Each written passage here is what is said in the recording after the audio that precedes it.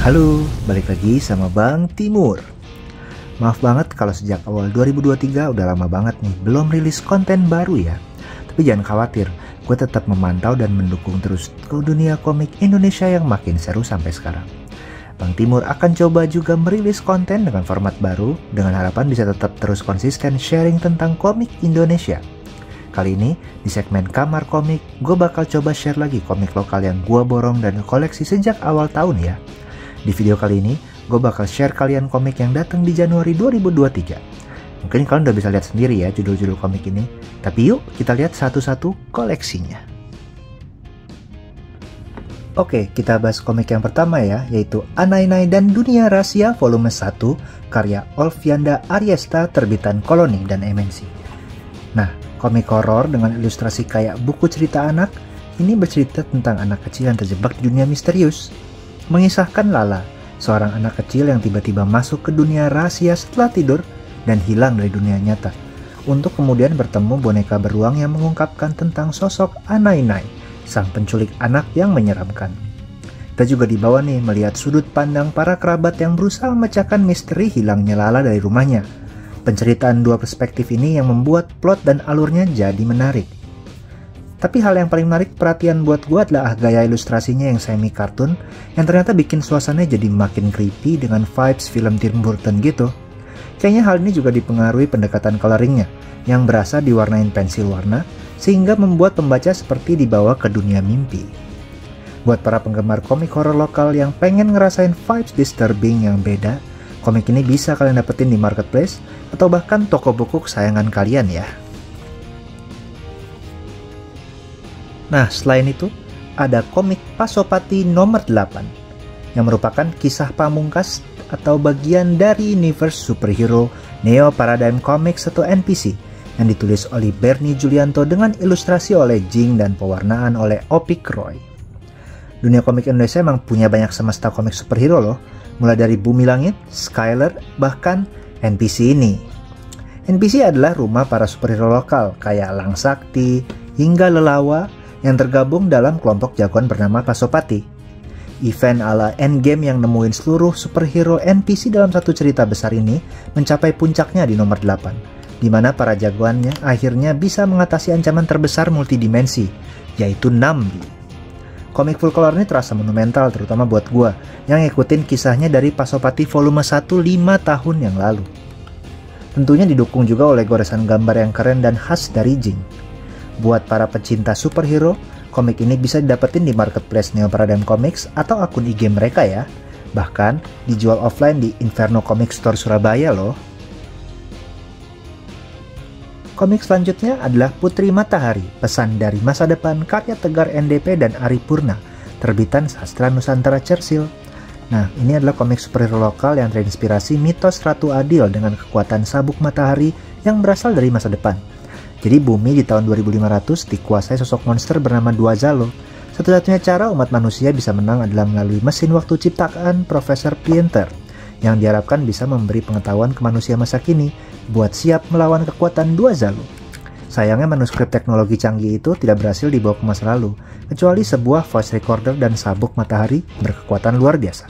Sabuk ini dipakai oleh Kemilau yang beraksi memberantas kejahatan dengan nama Putri Matahari. Nuansa fiksi ilmiah klasik sangat kental di komik setebal 30 halaman full color ini, dengan tema perjalanan waktu dan kekuatan super. Ingetin gue sama komik Savan karya NBC Sukma, dan memang gambar Pak Ari Purna sebagai ilustrator sangat menarik perhatian, lewat pewarnaan cat air yang lugas, realis, dan sangat detail. Selain itu, komik Putri Matahari juga dibekali berbagai bonus, mulai dari poster, kisah dan profil singkat pengembangan karakter, hingga kartu mini yang cocok jadi pembatas buku. Penggemar komik superhero klasik bertema science fiction pastinya bakal terhibur lewat komik Putri Matahari ini yang bisa kalian beli melalui media sosial Sastra Nusantara Cersil ya, atau para kreatornya. Untuk penggemar komik klasik, ada komik Tuak karya Pak Hengki yang sempat terbit tahun 1971, dan kini hadir lagi versi remasternya terbitan Anjaya Books melalui editor Andi Wijaya dan ahli restorasi Erwin Prima.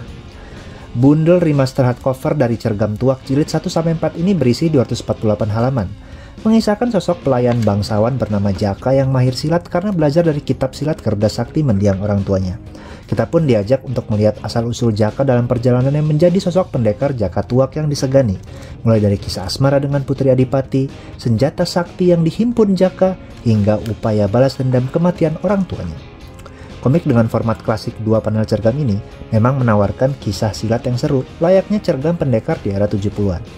Pertarungan penuh aksi berbagai twist tentang bagaimana para tokoh terhubung satu sama lain hingga jurus dan senjata pusaka yang unik, itu merupakan poin penting dan pembeda Jaka Tuak dengan pendekar cergam lainnya. Dalam hal ini latar belakangnya dari golongan pelayan yang disukai seorang putri dan kegemarannya minum tuak. Bahkan gentong tuaknya menjadi senjata selain pusaka pedang dan ilmu Garuda Saktinya. Restorasi yang tajam dari Mas Erwin serta kualitas cetak yang baik dengan ukuran buku yang pas menambah kenikmatan kita membaca karya klasik ini. Sebagai penggemar komik lokal, restorasi cergam tuak ini bikin gue seneng banget. Walaupun dicetak terbatas hanya 250 buku, jadi bisa kenalan sama pendekar silat keren lainnya selain si buta. Buat yang minat bisa kontak media sosial Andi Wijaya atau Tokopedia Anjaya Books ya.